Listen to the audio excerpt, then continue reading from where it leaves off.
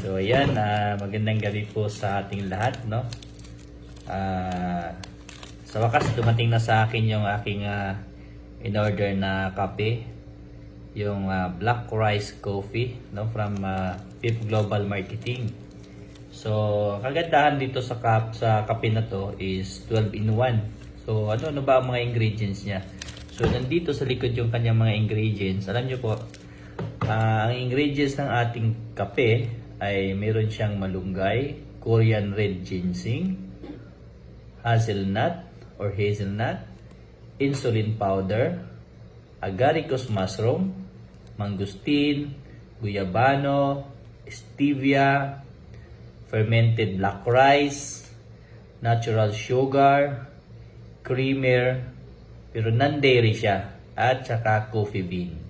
So ito yung kagandahan sa kape natin, no, ni PIP Global, yung ating Highland Black Rice Coffee. So ngayon, try natin timplahin, no, yung ating kape para malaman natin kung ano yung lasa niya, no, ano yung aftertaste, no, aftertaste talaga.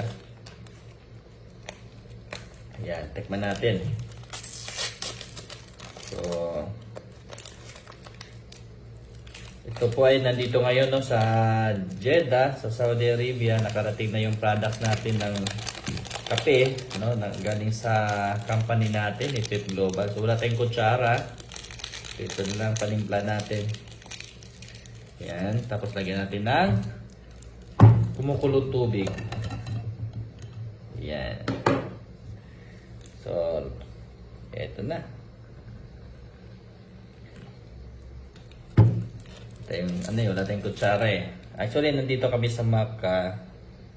So, uwi kami after Eid.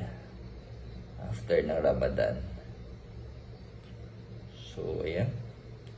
Tapos, first time ko kasi doon matikman.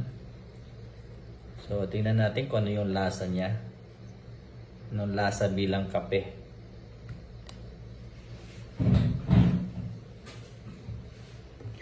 So, ito yung kanyang itsura. So, meron siyang ayan.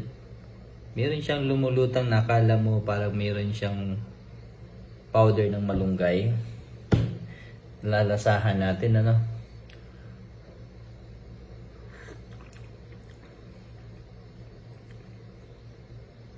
Masarap.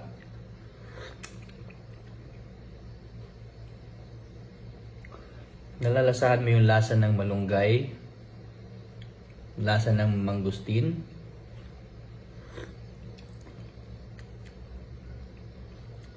nalalasahan mo rin yung black rice.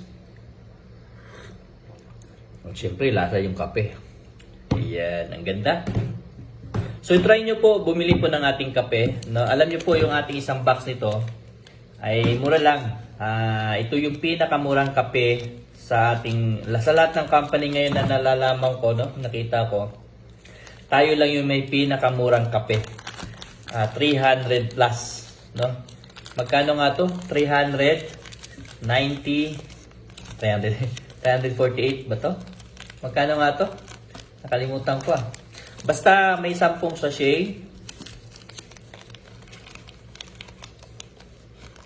Mamaya i-comment ko na lang dyan sa baba ng video natin kung magkano yung coffee natin, yung price. Basta napakaganda po ng ating coffee. So try nyo po mag-avail po ng ating kape para naman ma-experience nyo yung kape ni PIP Global. Kung kayo ay mahilig po sa kape, kumbaga lang kayo, magre-rebrand lang kayo. Kung mahilig kayo sa 3-in-1 na coffee, so try nyo to. Try nyo to. Pero malaki po ang pagkakaiba po niya sa 3-in-1 na kape, no?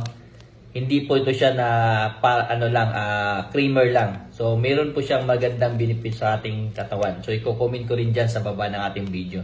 So yun lang po, maraming salamat. So I hope na ma-try nyo, no?